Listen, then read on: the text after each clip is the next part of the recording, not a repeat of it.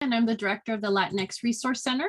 We want to do a land acknowledgement that is a reflection of what UCI has been in communication with our Native communities. So the UC Irvine Latinx Resource Center acknowledges our presence on the ancestral and unceded land of the Gabrieleños and Juaneño Hachaman Nation.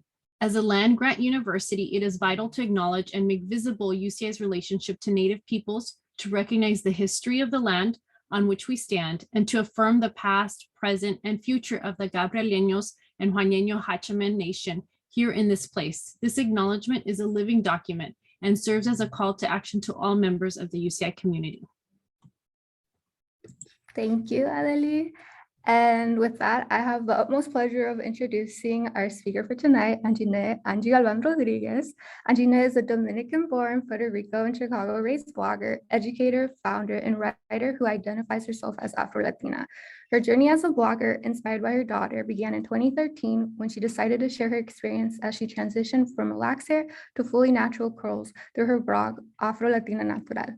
Her blog and social media platforms are venues of self-expression of her experience as being an Afro-Latina in the USA. She is currently working on a project which will be her first book published. Hello, Angie. And with that, I'm going to go ahead and start sharing my slides for Angie's presentation. Thank you so much for the introduction. I am grateful for everybody that is here. If you cannot turn on your cameras, I understand, but if you hear me well, this is awesome. I hope that you could engage, even if it's in the chat. Make it organic, make it worthwhile, right? Life is too short and we got to make every space that we're in as engaged as possible to learn, to grow, and to be together. So thank you so much, everybody, for being here. And as you heard, I am a AfroLatina Natural blogger, but I'm also an educator. I work with students in the primary schools and in middle school. I'm an administrator. I'm a mother, I'm a daughter, I'm a friend, and I am here to share a little bit about my story. So let's go ahead and start the part one. So first I want to say hola, hello, and I'm trying to say it, the Yoruba way of saying hello, hola and alo. I try to use some different ways of saying hello in some of the parts where we have siblings in the African diaspora. But before we do today's part one of this presentation, I want you all to try to do the following. I want you to go ahead, if you notice, and look in the chat. There is a survey that I think Adeli just put. It says this event is being, we have a pre-event survey. We ask you to fill it out. So go ahead and take the time to go ahead and fill it out. Adeli, is that when you want them to do it right now? Yes, yeah. So it's okay. The event survey is kind of it'll be, once we do a post-event survey, it'll be a reflection of what they've learned from your presentation. Yes. So do you want, so this is the pre one, right? The pre one.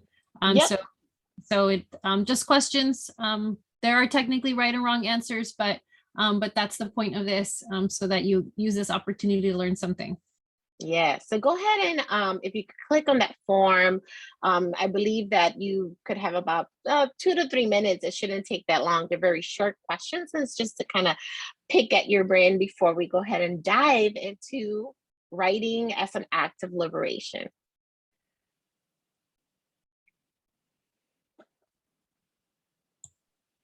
And feel free to give us a little thumbs up or some kind of reaction so that we know that you are done. Yes.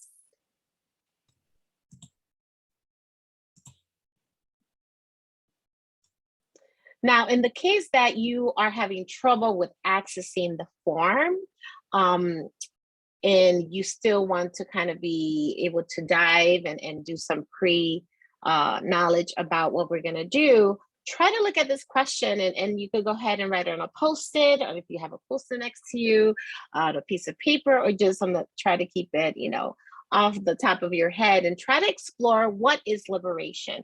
And sometimes it's hard to define things just like that. So you can define it, or you could just think of words that come to mind when you think of liberation. What is liberation? Okay, so again, try to do the survey, but in the case that you don't get to the survey, try to explore this. What is liberation? And then we'll talk about it once our 3 minutes are up.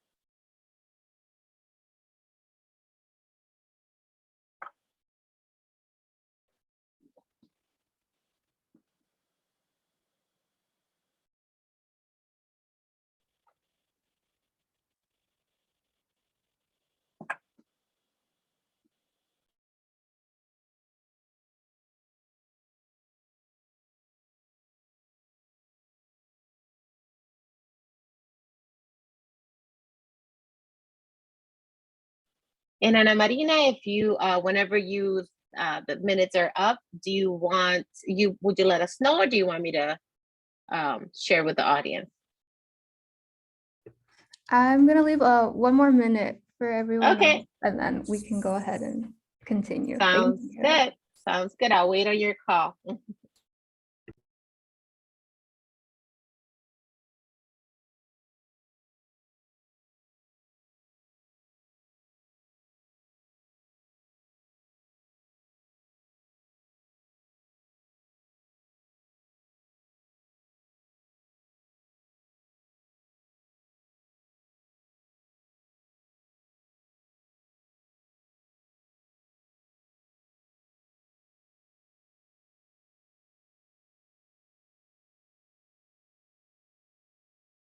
All right, we can continue.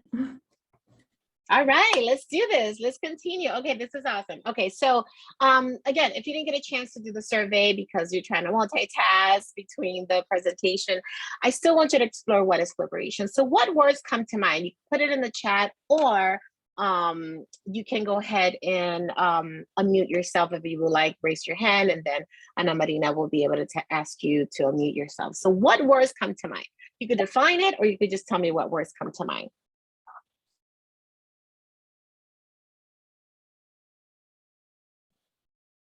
All right, so we have Elizabeth with release from oppression. This is good. Remove limits to become limitless. Yes, free, freedom. Yes, thank you, John. Thank you, Adeli. Thank you, Lily. Thank you, Leslie, for putting stuff in the chat and letting us know a little bit about what comes to mind. Let's see, Andrea, autonomy. Yes, agency. This is good. This is good. Yes, I'm talking to people in academia. So of course you're gonna have these strong words that come to liberation. And you know, sometimes, free comes to mind in relationship to intersectionality. Yes, yes, so many intersectionalities that often we have to navigate through. Support. Thank you so much for those that have put something in the chat. So let's go to the next slide. And let's just for the justice and love. Oh, I love that, Elizabeth. Justice and love. I always say a word, names in Spanish. I don't know why I do that. Maybe it's Elizabeth. Sorry if I said it, Elizabeth. So liberation, just for the sake of having this kind of common definition. There's so many definitions, and liberation means different things to different people. But just for the sake of common understanding, it's usually, let's say, an occasion when something or someone is released or made free. Right. So oftentimes we hear words and we're like, oh yeah, we know what liberation is. But sometimes we don't dive into what words are. And words sometimes are extremely important to explore at times, so that we really know the intention behind it when we use it, when we ground ourselves in that word. So I look at this definition, I'm like, okay, well, let's continue to peel the onion. What is free, right? Oftentimes we say free and we're like, okay, but what is free? What is freedom? And some people used it in the chat, which is good. It is connected to liberation. So let's go to the next slide and let's explore free. Let's see. So of course, without talking about free in the transactional sense, right? Like, you know, when we get something free as far as, you know, so without thinking about the aspect of free as far as money goes, thinking about free in connection to liberation. And I look for different definitions, and these are some of the snippets that I included so that we can look at. In unlimited movement, remove the limits or controls, no longer a prisoner or enslaved. And these are aligned with what a lot of what you guys put, you all put in the chat, okay? Oftentimes, there are some things that prohibits us from feeling free. There's different things. And if we could go to the next slide, I want you to take a moment right now, and you don't have to put it in the chat, but I do want you to think on it. I want you to look inward, and I want you to think, what is something that often limits us from feeling free? Or even make it personal for yourself. What, and you don't have to put it in the chat if you don't want to, but what often limits you from feeling free? What limits you from feeling liberated? And then we'll explore what was prohibiting me from feeling liberated. And I'll share that experience with you all. Okay, so yeah, we have expectations placed on us from others. Yes. Thank you, Elizabeth, for putting that in the chat. Expectations definitely could put a lot of pressure on others when we are expected to be so many things at the same time. It can be it can be ourselves. Yes, sometimes we limit ourselves from being free, from feeling free, right? The inherently violent social structures that bind our modes of expression. Correct. Yes, Noe, thank you so much for that. Lack of safety net. Yes, Leslie, thank you for that. That is correct. That is definitely something that can limit us from feeling free. And then I'll wait for maybe one more, and then we'll go to the next slide. All right, we could go to the next slide. Capitalism, yes, definitely, Elizabeth. Capitalism could definitely make us not feel free. That is for sure. In my case, and in many people's cases, sometimes what keeps us from feeling free is fear, right? In my case, and I could only speak through my lens as a Black Latina, sometimes the fear of danger. You know, oftentimes when I walk different spaces, I feel the fear of danger. Am I safe as a Black woman in this space? A Black Latina, a Black, a Black American. Rejection, being rejected in different spaces, the fear of the unknown, what's on the other side of something. Fear of growth. There's been times that the fear of growth has prohibited me from feeling free.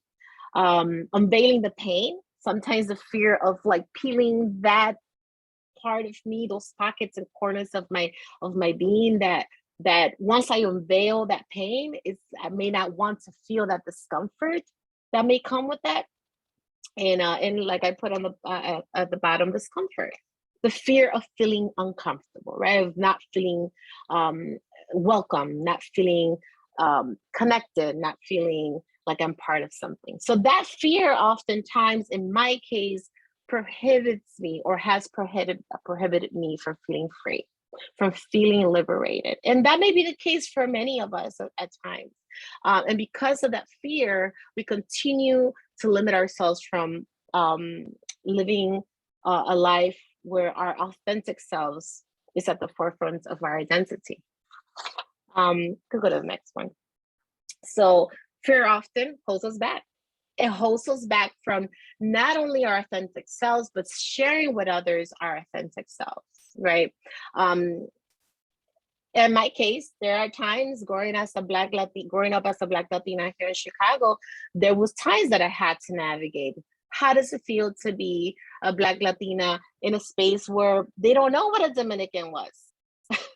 And at times I had to explain oftentimes what is a Dominican back in the 90s, you know, because I'm in my 40s. So in the 90s, when I came to Chicago from Puerto Rico, I was raised in Puerto Rico, and people didn't know what a Dominican was. I had to name a baseball player that was popular back then, which was Sammy Sosa, for them to be like, oh, that's where you're from. Still very oblivious and wondering why I'm a Black person talking in Spanish. And that was hard. At times I didn't even want to say it. Like I almost wanted to be like under the radar. And when I came here at 9 years old to Chicago, I had a voice. I was a child, a 9-year-old that was ready to take on the world and learn English. coming into a space where there's very just a black and white situation, it was kind of difficult because I kind of lost my voice. Not only did I have to learn a new language, but I pretty much put myself in a situation in which I'd rather not have to be myself fully so that I could just go under the radar and people don't have to ask me, why did I speak Spanish? Where was I from? How are you Black and you speak Spanish? How do you speak Spanish and you're Black? So that was for me, in my case, a lot of the time, what bothered me what prohibited me from feeling free. As far as my aesthetics, as I got older, I then had to explore how to navigate life as a mother with a child that was also an Afro-Latina, and came home and had to tell her that her hair was beautiful and she was beautiful the way God made her. When she came home crying because kids were making fun of her hair.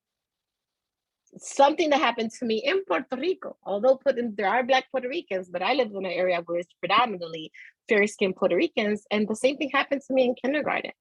When somebody told me, tú eres fea porque eres negra y tienes el pelo malo, which in English, for those of you in the space that don't know what that means, a 5-year-old in kindergarten told me that I was ugly because I was Black and I had pelo malo, which is bad hair. So that happened to me when I was 5. Then I became a mother. It happens to my daughter. And I'm like, okay, I gotta do something about this. And I told my daughter, you're beautiful the way God made you. I bought books about be happy being nappy, and all these beautiful books about just being proud about your hair, about your Blackness. I even put her in Afro-Caribbean dances, and I thought I was doing it. I was doing it as a mom. I was like, yes, I'm doing the right thing. But a year later, she's in 1st grade now, a year from the day that she was crying, came home in pain about being not bullied, but teased at home, at school. She asked me, she's like, Mommy, so do you have curly hair like me? And I said, yeah, I have curly hair, but listen to what I say to her, which is very ignorant on my behalf back then. Again, don't judge me. I was a young mother. And I said, yes, I have curly hair, mamita, but my hair is not as beautiful as yours. So I'm confirming with that statement that because my hair is more coarse, it's not as beautiful as hers, because she has her hair is a little bit more loose. In other words, what I'm saying is it's closer to the European standard of beauty because it's softer curls than mine, and therefore I'm not gonna wear them. I'm not gonna rock my curls because they're not as cute as hers. And she replied to me, but Mommy, didn't you tell me to love myself the way God made me? This is a year after I told her that. So oftentimes me as a Black Latina, I'm thinking I'm doing it, right? And I'm imposing the same microaggressions onto my child by saying that statement. And when she told me that, because children are amazing and that's why I love working with them, she enlightened me and she checked me. And pretty much I said, wow, okay, you're right. And then I had to do some self-exploration. I had to look into that fear, right? What was I afraid of? I was afraid of rocking my natural curls. Was I afraid of rejection? Was I afraid that people were not going to think that I was professional enough? Was I afraid that my husband wasn't going to like it and he wasn't going to think I look as feminine because I was rocking a short afro? These were all fears. And the way that I was able to combat was I got to write about it. If you could go to the next slide. So, so for me, writing became a tool. I always loved to write, but I became a mother and I kind of put writing and self-expression to the side. But when this happened, I realized that I had to be intentional because now I was a mother, and whatever I did, my baby was watching. And if I wanted her to grow up to be a proud woman grounded in the beauty of her African ancestry and all the other ancestors she has behind her, but definitely having her Blackness as the forefront of her identity, then I had to model that. And I felt like writing about that fear and that experience of like, ooh, what do I do now? Let's see how this goes. I'm gonna chop my hair off and let these curls come out, whatever they're gonna look like, it is what it is. And I did it because of my daughter. That was my inspiration. I had to do it. I could not no longer let my fear overcome my authentic self. So I say to you this, as an act of love and liberation for yourself, I encourage you to self-express. In my case, it was writing. But in your case, it may be fashion. In your case, maybe dance. In your case, maybe film. In your case, maybe visual arts. In your case, it could be in different ways, spoken word, poetry. But write about it, talk about it, self-express your hopes, your pain, your feelings, your dreams, so that you can no longer let fear prohibit you from bringing the best part of yourselves to people. Yeah, when I wrote about my experience, I didn't think anybody was going to read my blog. I was like, I'm just gonna write about my experience, and maybe just me and my 3 friends are gonna read it. And little did you know is that one minute after another, 1 month after another, 1 year after another, more people started connecting with my story.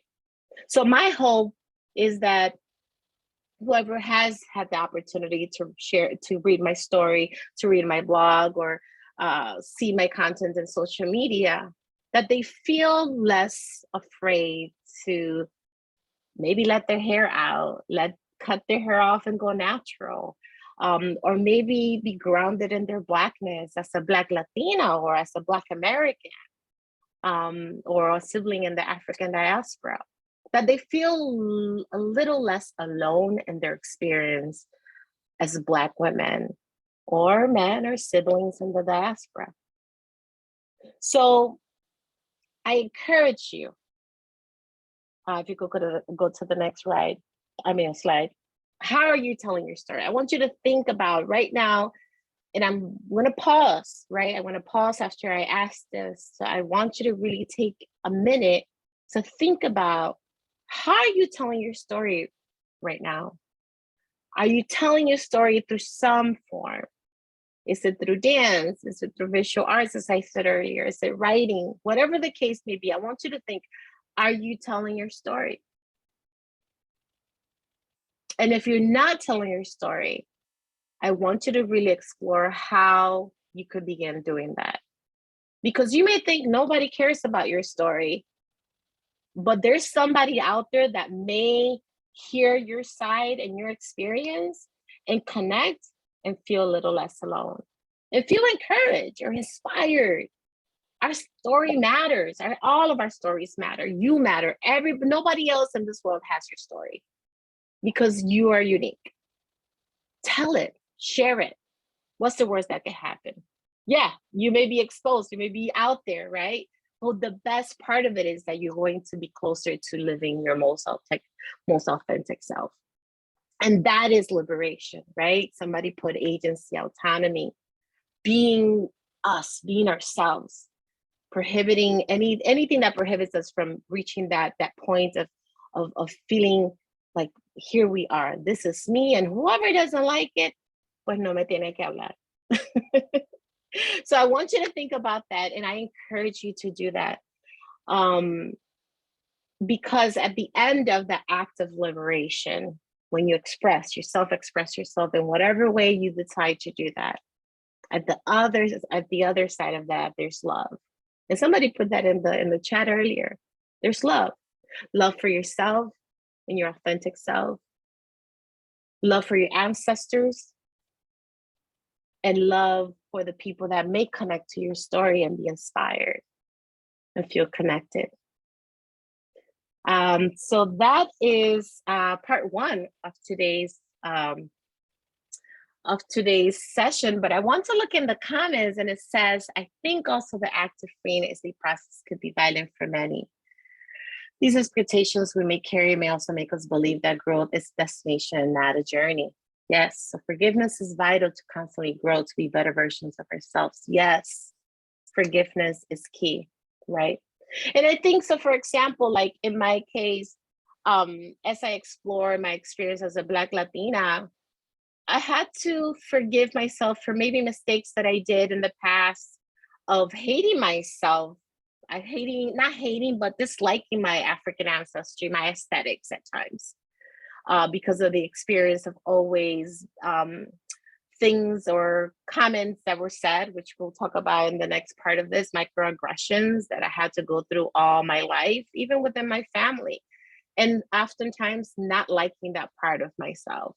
And I also had to learn how to forgive other people within my family, right? Thinking about forgiveness and liberation in order for me to kind of grow and continue to explore liberation through writing was forgiving those family members that intentionally or unintentionally impose microaggressions on me because they didn't know any better, right? Because they have internalized colonialism, they've internalized colorism within their community, within the Latinx community. So thank you, Noé, for sharing that as well. All right, so any of you that are telling your story, this is awesome. If you're not telling your story, and telling your story doesn't have to be putting yourself out there as well. It could be that you're just writing for yourself or you're self-expressing for yourself. At the end of the day, you're doing it to be able to, again, explore that part of you that needs to be able to push you and help you live a life where you're living your most authentic self. Okay, thank you. Okay, so I think we're ready for the next part. And if you have any questions before this or in relation to part one, you could ask me at the end of the session. And now we're gonna talk about anti-Blackness and microaggressions. All right, so let's go to the next slide. So you don't have to put it in the comments because I don't want you to put your tia out there. I don't want you to put your abuelita out there or your tío or your primo. I want you to think about it in your own mind. And I want you to ask yourself and be authentic and honest and transparent with yourself. Have you ever heard anti-Black comments or phrases in your family? Over the dinner table, at a fiesta? Think about it. I'm going to give you 1 minute to really think on it. Okay? And then we'll start talking again.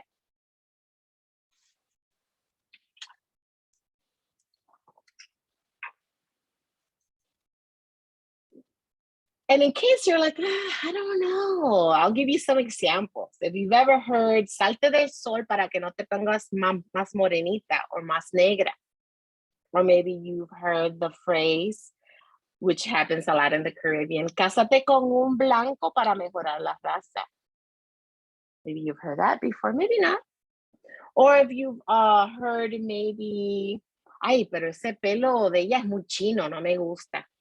And, you know, because I know that in Central America, chino is curly, or pelo malo in the Caribbean, or crespo. If you've heard any of those phrases along those lines, or if your cousin one day was going to bring a boyfriend that was African American and your tia was not having it, or your uncle, that is anti-Blackness. And you don't have to admit to it because, again, I don't want nobody to put anybody on blast. But it happens. It happens in my community, in Dominican community. That's often something that someone hears as a Black Latina in a Dominican community is cásate con un blanco para mejorar la raza. Pretty much saying, if you want to be able to do better socially, you need to get as close as possible as to the Caucasian, right? The European standard of beauty, so that your children could have a little bit more European in them and therefore be better, right? Y que la raza. That's something that we often hear. So imagine you're younger as a Black Dominican and you're hearing this. And that's not in all families, but it does happen often on families. So there's a lot of anti-Blackness that comes within in the Latinx community. And we don't think oftentimes that is intentional or that is in any kind of way to hurt anybody, but they're there, right? So I want you to, if you could go to the next slide, let's look at microaggressions. And I know that a good amount of the people in this space may have heard the word, know the definition of what microaggressions, or maybe not. So just for the sake of having a common understanding, I grabbed this a very good definition by Kevin Nadal. It was from an NPR interview back in 2020, very recently. He's a professor of psychology at John Jay College of Criminal Justice. And he says, microaggressions are defined as the everyday, subtle, intentional, and oftentimes unintentional interactions or behaviors that communicate some sort of bias toward historically marginalized groups. And of course, under marginalized groups, there's a wide variety of groups, right, that we may all belong to, right? So this is not just applied to people only of people of color. It applies to your gender. It applies to your ethnic group. It applies to regional where you may be from. As you know, marginalized groups is a wide range. So I really like this definition because it really covers what microaggressions are. So I want you to tell me in the comments if you're comfortable. If you're not comfortable, that's okay. But if you're comfortable, tell me if you've ever experienced microaggressions. Or maybe if you haven't ever, that's fine. But if you have, do you remember more or less what age range were you? Were you a child? Maybe you were a teenager? Maybe you were already in college when you started experiencing microaggressions. So if you could go ahead and put in the chat if you have, and more or less at what age did you start experiencing microaggressions? Let me look at the chat. 5, Adeli. Okay, thank you, Adeli. Let's see. Want to hear for, yes, during my early teen years. Thank you. 7. Wow, that's young. Let me see if we get more people to put, how young were you? If you've ever experienced microaggressions, how young were you? Okay, so looking at what we have in the chat, around 6 to 7. Wow, that's early, right? 6 and 7. So that's primary years. And even the Callie that put early teen years, that's still very young, right? You're still a child, even in your early teens, that's still a child. Kindergarten age, yes. Okay, so oftentimes microaggressions start at a very early age. And we don't realize it, right? Maybe back then we didn't even know what microaggressions are. I didn't learn what microaggressions were until my 30s. I didn't know what microaggressions were. And once I was able to call it, then it was easier for me, right? To understand, oh, wow, I need to recognize when that's coming my way, or maybe I'm doing it, right? To be more aware, because I knew how it felt. I wanted to be more conscious in case I was doing it to other people. And sometimes microaggressions are hard to define, right? Because it's like, oh, how do you label a microaggression? Well, I saw a video, I think it was by Comedy Fusion. They did a great skit, like a animated skit about microaggressions, and they're pretty much like mosquito bites. They did an analogy, like microaggressions are like mosquito bites. I don't know if anybody here has seen the video, but pretty much if you get bit by a mosquito once, it's like, okay, well, that was annoying. Ugh. All right, move on with your day. Then you may get another mosquito bite maybe a week later. Oh, that was annoying. But imagine getting mosquito bites every day, all day, every day, maybe at least at a minimum once a day. After a while, although the mosquito bites are very small and very minuscule, after a while, all those mosquito bites are going to have an impact on your skin. It's going to have an impact on how you feel. It's going to have an impact on how you walk life. How do you navigate spaces, right? And when I saw that snippet, it was so good because I'm like, that's what microaggressions are. Microaggressions, I don't know, for those of you that have experienced it when you were little, you don't even know how to respond to it. And I think that's why it's so violent, right? Microaggressions are violent because they happen at such an early age that A 5-year-old doesn't know how to reply to that. When that little girl, which was another child, but she didn't know anybody, she learned it from her parents. When she told me that I was ugly because I was Black and I had nappy hair, I didn't know how to respond to that. I didn't know how to respond to that at the age of 5. And oftentimes I'm sure that when you went through it, maybe you didn't know how to call it. You didn't know how to respond to it. Your parents probably weren't even present. And if they were present, or maybe they were the ones that did the microaggression, they probably didn't know either how that may impact, to the point that you still remember. For you to remember that you went through microaggressions at the age of 5, 6, or 7, or early teens, it had an impact on you. Because I don't remember what I wore 2 days ago. But I remember what happened when I was 5, when that girl said that to me, and all kinds of other aggressions that I've gone through, microaggressions that I still go through today. But now I have the tool to be able to call it what it is and be able to tell someone, hey, wait, what do you mean by that? Let's explore that comment, right? But it's hard to do that, to have those courageous conversations with microaggressions. And again, sometimes they're not intentional. Oftentimes they're not intentional.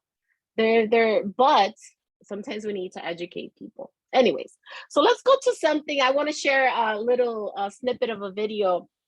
I had a little interview on PBS a year ago, and I want you to go ahead and hear my experience, microaggressions within the Latinx community here in Chicago. So let's go ahead and check it out. Community as well. I remember being a teenager, early teens, and I was at the fruteria, and I was speaking in Spanish, and the man in front of me turned back, and he asked me, he complimented on my Spanish, like, oh, el español lo hablas muy bien, which I found very weird, but I said thank you. And then he proceeded to say, so where did you learn to speak it so well? I was so offended and angry about that. Something about that really triggered my anger, because I wasn't just angry necessarily at the man, but I was angry at the ignorance of not knowing or even assuming that the only people that could be Black are Americans. Well, trying to figure out. So that is often something that Black Latinos or Afro-Latinos experience in the Latinx community, right? They look at you and it's like, before they even consider, oh yeah, she's just probably Latina, they're like, oh, she's just Black and probably learned Spanish in Spain, she studied abroad or something. Like it's so hard sometimes for the Latinx community. It's predominantly Latinx community that is not from the Caribbean, because in the Caribbean they're exposed to more people of African ancestry, more Afro-Latinos. So they have, if you go to New York, they'll probably think you're Dominican. But the majority of the U.S., especially because everything's so Black and white here in the U.S., and they oftentimes don't think you're Latino. And even when you are they know that you're Latino, there's something about the acceptance that it feels awkward for them. And not everybody, but it has been my experience at times with people outside of the Caribbean that know that there is such thing as someone that's Black, because Africans that were enslaved were brought to the Caribbean before they were brought anywhere else. Mm-hmm. So let's go to the next slide. So we talked about, have you ever experienced microaggressions, which you did. So let's just go ahead and go to the next slide. Oftentimes I think about microaggressions, and as an educator, I always think, and I check myself, and I try to be intentional because children, we need to protect children, regardless of their ethnicity, right? And I want all my students, regardless of where they come from, I want them to feel valued. I want them to feel seen, and I want them to feel like they're enough. And just how I make that, I ground the way I educate on that, on those values. My hope is that more of us, as we learn about other different ethnicities, about the world, about experiences, about your stories, if you write them and you share them, that we continue to explore how we can have people in our spaces feel valued, feel seen, feel like they're enough. So I encourage you to do that. I encourage you to, if you don't do that already, which I'm sure a lot of you do, but try to make that an intent to try to do that every time you're in a space, whether it's with friends, with family, or people that you're just learning to know about. So the last thing that I wanted to share is, which oftentimes some people ask, if you could go to the next slide, is how can we dismantle anti-Blackness in our community? There's so many ways you can do that. Of course, we have the internet to look into it.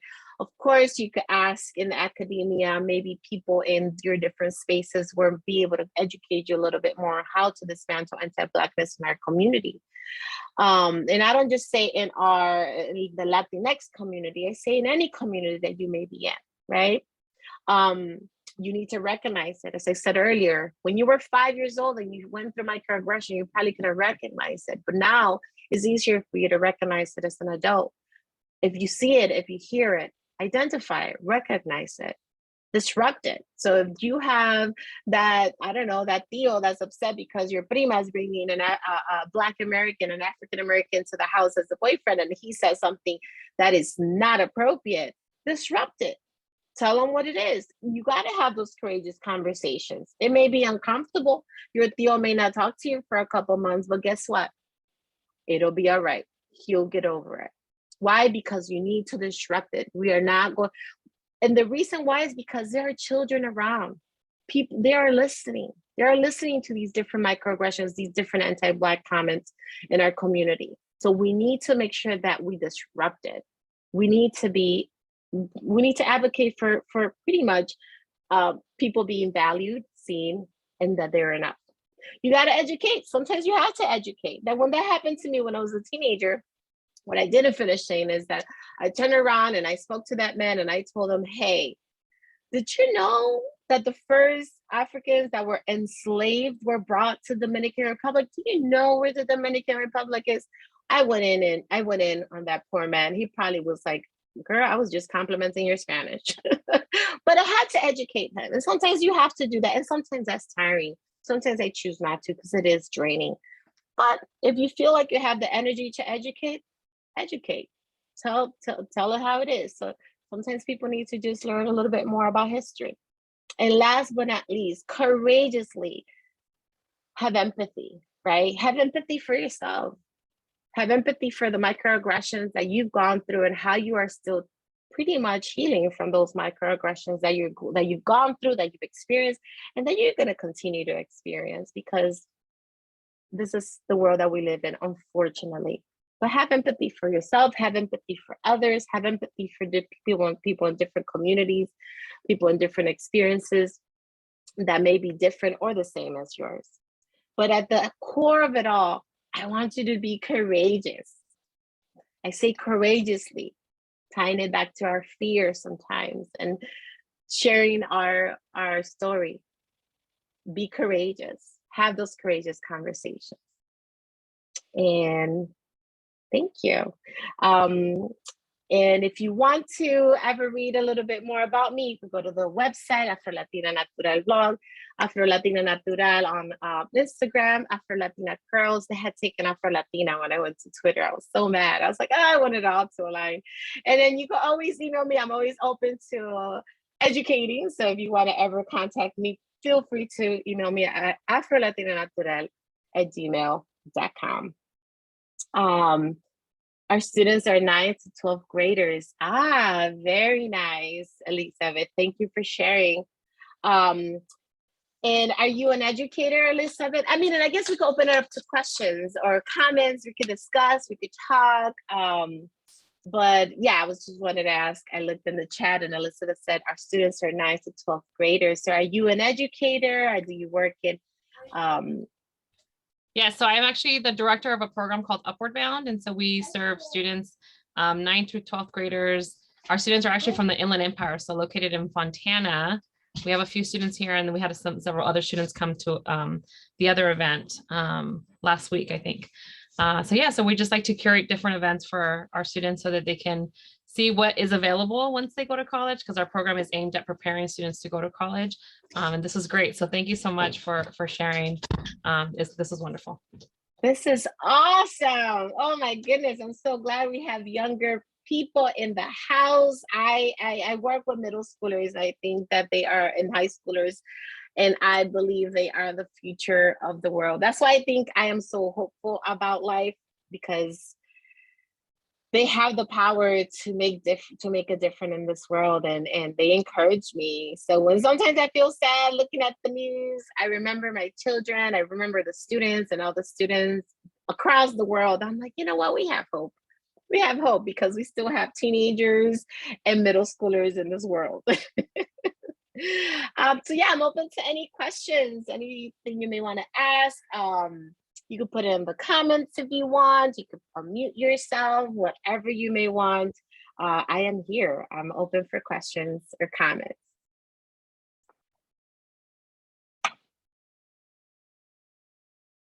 We got a shy group. What happened? Everybody shy? Nobody wants to ask a question, even in the comments? Go ahead. Let's do it. I'll share something when you're talking about how you kind of put yourself out there for writing. I think, and maybe, I don't know if this is just like an experience for children of immigrants, or maybe that's just, it's a wider experience in general. Like this need to be perfect before we can like publish our work or like put ourselves out there or put our thoughts out there. Like, can you share about like your experience of like just putting it out there, and instead of like being so like focused on like perfectionism and you know? Well, when you think about perfection, that's again something that it has been imposed sometimes by our parents or society. So I want you to flip it, and I want you to think about, it's not about perfection, it's about progression, right? So you want to be able to see how you progress in life. And I will say that because when I started with my blog, I was afraid, especially as an educator. I'm like, oh my goodness, what if like I write something and it's a typo, or the grammar is off, you know, they're gonna judge me. And at one point I said, you know what? I'm not perfect, nor will I ever be perfect. So therefore, I need to just go ahead and share what I have to share and do my best. That's all you could do. Do your best. If you're giving your best, that's where the value is, right? Because then when you see yourself a year from now, let's say you are into poetry and you're like, oh, I'm very self-conscious about my poetry, it's not great, right? Because in a year, as you continue to write, because writing is a practice, is an art, right? As you continue to write, a year from that first poem that you were self-conscious about, a year from now, from that poem, your writing, if you practice, it's going to be different. It's going to be progress. And then when you look back and you reflect, reflection is one of the most important things you could do as a human. When you reflect back, you're going to be like, wow, I've grown, right? I've progressed. And that will motivate you to do more. That will motivate you to say, okay, let me continue this thing. So don't focus about perfection. Focus on progression. Kind of like a science experiment. Make it a science experiment. Okay, I'm going to try this.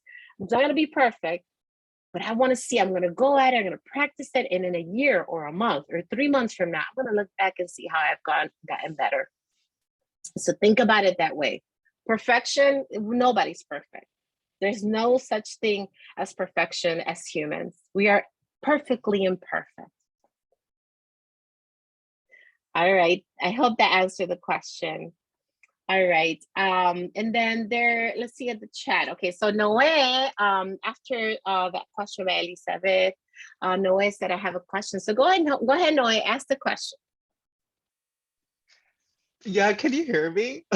I could hear you, Noe. Okay, perfect. Sorry, just got back Or from am the I gym. saying it right? Is it Noe or Yeah. is it Noe? Noe. Noe. Yeah.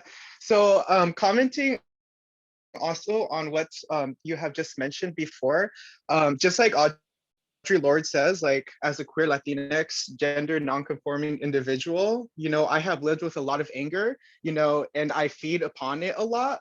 And I'm trying to learn to use it, in a productive way. And I really feel like poetry and writing is a way to actually be able to educate yourself on being able to dismantle the traumas of the binding agents that we've been so accommodated to growing up, So I think also that lies into, understanding to forgive ourselves within those structures as well, and not have to have the need or the pressures to educate people that obviously are basked in ignorance, And I really feel like silence, at least for me, is a really productive mode to better understand the anger that I have and the words that I feel like I should use in the moment. And I feel like a lot of weight is lifted off my shoulder when I learn to allow themselves to educate themselves and to hold my inner, peace at bay, And that's kind of where I'm at.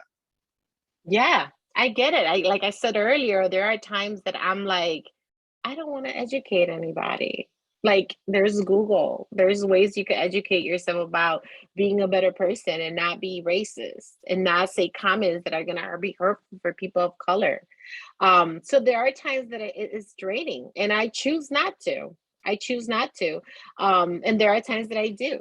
And I think that we need to give, before I used to feel guilty about not educating somebody that says an ignorant comment. And then I learned to be okay with that.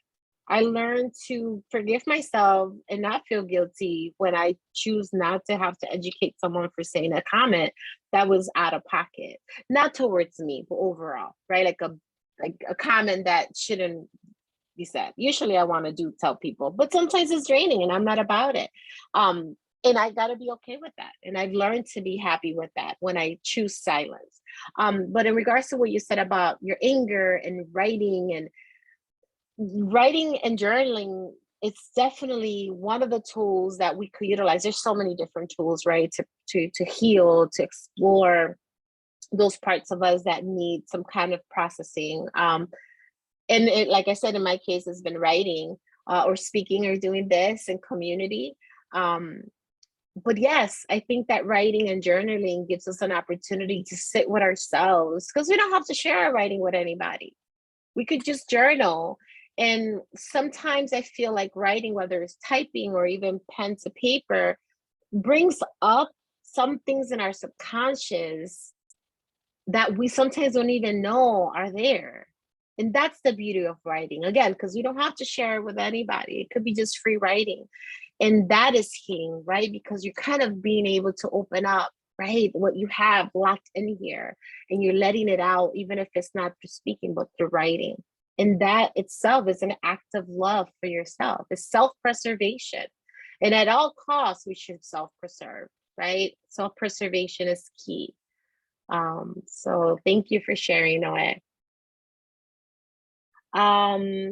Ray, is there any influence of liberation theology in your personal background or a faith dimension to your view of liberation? There, not exactly, right? I will say for me, definitely faith. I'm not super religious, but I am very spiritual. And I think that liberation for me has been a beautiful journey, tapping into my abuelas and my ancestors. Not everybody believes in the connection to ancestry and your ancestors, but I do. And exploring that and oftentimes grounding a lot of that exploration, giving gratitude to my abuelas and the abuelas that were slaves at one point. They were enslaved in the Caribbean before they were liberated. And tapping into what that could have been like and what I do in a way is honoring what they went through. So me speaking to you all right now or writing about it or sharing or helping my daughter navigate being a Black Latina, it's a way of honoring my ancestors. And I call upon them when I meditate. And that's been kind of liberating, knowing that besides this physical form that I have, being able to honor people that came before me is very gratifying for me. And it has helped me with that exploration of what it is to be free, to feel liberated beyond this physical form. I hope that answered your question, Ray. Let me know if I answered it. If not, I'll try. All right, Victoria went ahead and put some prompt questions. Leslie, as a non-Black Latinx person, how can content creators best practice amplifying Afro-Latinx voices? I want to go into filmmaking and documentary making in the future, and I think about how to practice anti-Blackness in my future work. Leslie, first of all, thank you so much for being an ally and being intentional about wanting to explore ways to support your Black Latinx people. It's all about intent, right? It's all about how you're going, the intent you're going to put behind it, whatever you create, right? And thinking about not just the Afro-Latinx or the community that you are, the audience that you're going to share what you create with, but it's about just looking at whatever you're going to create, the intent behind it. Are the people that are going to see this, are they going to feel seen? Are they going to feel valued? Are they going to feel enough? Right? And if it's the audience, it's not for them, is your creation going to be grounded in that? Right? And I think as long as you do that, right? Because if you think about anti-Blackness or racism, it's really about just not respecting another person's being. It's about the humanizing, like you're less of a human than I am. So therefore I could do whatever I want, microaggressions. I could say negative comments. I could say comments that are painful because you're less human than I am, right? It gives you an excuse. When you dehumanize somebody, it gives you a great excuse to mistreat them, right? So when you create, as long as your intent is grounded in justice, and again, what I said before, being valued, make sure that they feel valued, seen, and enough, then I think that covers it all, not only for Black Latinos but people of color, people of different gender identifications, different ethnic backgrounds, different classes. Always think about that. What is my work? What message is my work sharing with the world? Because once you have it out there, it's out there. It doesn't have to be perfect. Because there are times you're going to create things that are not necessarily what you wanted to be what the message that you wanted to put out there, but there's progression. You look at it, you reflect on it, and you think, okay, what could I do next time to do better, right? So Leslie, there you go.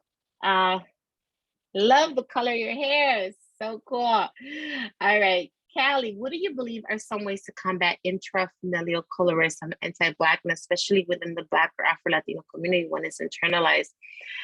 It's a big deal, Callie. I'm telling you, even my family nowadays, and a lot of them live in Dominican Republic and they're older, and sometimes they say comments and I'm like, oh, and I cringe, because they have internalized colorism and it's like, there are times, kind of like when I told Noé, there are times I decide not to educate because I'm just like, I just don't have the mental capacity or the emotional energy to do this.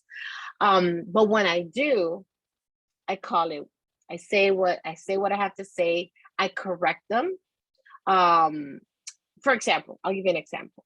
There are times, I think it was a couple years ago, I was, somebody commented, one of my family members commented on how it was summertime and how Black I was. Like I got super, I live in Chicago, so most of the year I'm a little lighter, which is not my real color. And they were like, ay, pero muchacha, tú sí estás negra.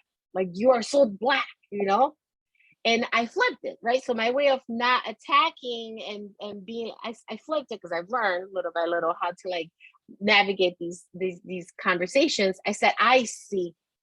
Y a mí me encanta cuando estoy así negra, me encanta mi color, este es mi color verdadero. Ay, qué bella me veo, ¿verdad? So I check them, right? But in a way of confirming, like, and they don't know what to do with themselves. They were like, oh, yeah. What, you're gonna say I don't look cute because I'm Black now?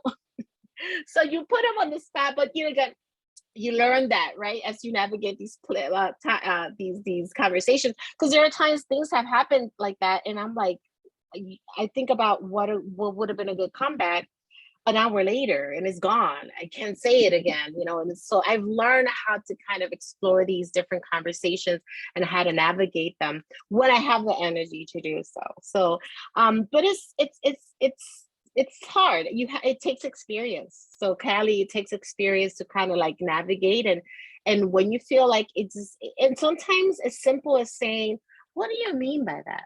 If they say something that just doesn't feel right, okay, it's okay to ask that family member, "What do you mean by that?" It's a very simple question, but then they have to scaffold it. And then they check themselves, wait, well, I don't mean, and then they start stuttering. But that's because they're checking themselves, knowing that they said something that was out of pocket. So there's different ways to navigate that. There's no perfect way, but when you don't feel like doing it, don't do it. It's not your job to educate everybody. But when it doesn't feel good and you feel like you need to voice that opinion, or just simply say, "I didn't like that comment, it was offensive," and that's okay. It's okay to say it just what it feels like to that person, so that they know. And you don't have to educate, but you could tell them how you feel. I hope that answered your question, Callie. Thank you for that question. Adriana, question: how do you approach writing about Afro-Latinidad while trying not to come off like you're trying to separate Afro-Latinos from Black Americans? You know, it's interesting because a lot of my followers are Black Americans. You know, a lot of the time I talk about the African diaspora, and my first connection was the whole HERE experience. And back then, a lot of people, whether you're Latina, Afro-Latina, or African American or Black American, they were going through that journey of like going natural. It was like a thing, like, okay, we're gonna try to do this. And so a lot of my followers kind of connected with me because they were going through that journey. So it wasn't even about being like Afro-Latina. It was just about like, you're a Black girl like me, and we're just trying to figure out if this whole going natural is going to work for us, right? But yeah, so I haven't yet felt that feeling of like, or I haven't had feedback of someone saying that I'm coming off like I'm trying to separate Afro-Latinos from Black Americans. But what I do try to do, which again, talk back to progress, what I was talking about earlier, reflecting on, you know, from when I started the blog to now, my progression has been, yes, I'm an Afro-Latina, I say Afro-Latina. But I always say I'm a Black woman. I'm a Latina. There's a difference between nationality and ethnic background, and there's how the world sees you, right? Really, there's no kind, you know, race is a kind of social concept, but I'm a Black woman. When I walk into a space, some people are like, "Well, I'm Afro-Latina, what do you mean?" You know, if I walk into a space, let's think about an office. There's an oval office, there's like an oval table, it's 5 white men in power with the powerful white men around that table. And I walk into that space. If I don't open my mouth and they don't hear that I like have a kind of an accent, I'm a Black woman. And therefore they're gonna treat me as such based on whatever biases that they have. So when we look at everything else, I'm still a Black woman. Whatever space I'm in, I'm still first a Black woman. And then I am definitely Dominicana, that's my nationality, that's my ethnic background. I'm Latina, right? Because Dominican Republic is considered part of Latin America. So I usually try to now definitely put that out there. Like at the end of the day, I'm part of this African diaspora. So looking at it more as like I have more similarities walking the Black experience with a Black American than I do with some Latinos, Latinx. That's the reality. So I try to approach it that way, so it doesn't seem like I'm separating the two, because that is the situation, right? I have a lot of similarities with people that are, you know, that are Black from regardless of nationality. So yeah, so I think that's it for questions. I mean, I'm open to any more discussions or any comments that you want to share. But this has been beautiful. Thank you for everybody that has joined us. Thank you for UCI Latinx Resource Center for having me here. And thank you for the youth that was part of here. Thank you for the educators that are educating the youth. Elizabeth, thank you for bringing the youth into the space. And yes, please connect. Follow me on Instagram. Again, Afro Latina Natural. Very simple. It's long, but it's simple. Afro Latina Natural. I wish I had my hair, my big hair today, but instead I have, my nice little African, like twist. But I love it. I love that you invited me to share my story. Tell your stories. Tell your story in whatever way that may be, whether it's writing, whether it's dance. And telling your story doesn't have to be sharing it with the world. Telling your story sometimes could just be writing it for yourself and exploring that. But you're putting it out there for yourself. And if you are courageous enough to share it with one more person, then that's okay too. You never know how that could inspire someone else to become their most authentic self. Thank you so much, Anjina, for your time and everyone who came. We do want to ask real quickly if you could fill out a post survey just to see what y'all got out from it, and as well as for future events. And again, just to plug our next events for the Celebrando AfroLatinidad program series on Thursday, February 24th from 2 to 4 p.m. in Humanities Gateway 1030. There will be an event titled Abstract Artist as Model Citizen, Envisioning Social Identities in Post-War Brazil with Dr. Adele Nelson. And there will also be a virtual event on February 25th titled Futures of Latin America with Dr. Denise Ferreira da Silva. And the link to register will be on the flyer, which will be sent. So the flyer was sent as well as the post survey. So if everyone could kindly fill those out and check out the flyer. Again, thank you so much, everyone, for joining us. Thank you for taking part in this wonderful conversation with Anjina. Thank you. She's calling in from Chicago, so it is currently 7 p.m. over there. So thank you so much. And it's cold. All right. Hugs and love for everybody. Thank you so much. Can we actually take a real quick group shot before too many people sign off? If you want to if you're comfortable. Yes. Yeah. Oh, I'm comfortable. I would love to. Show your face. Okay, let me get this ready. Okay, thank you. Thank you all. So beautiful faces. Okay. You ready? 1, 2, 3. I'll do one more. I see one just showed up. Let's see. 1, 2, 3. Thank you, everyone. Thank you. Bye. Thank you, everyone. Thank you.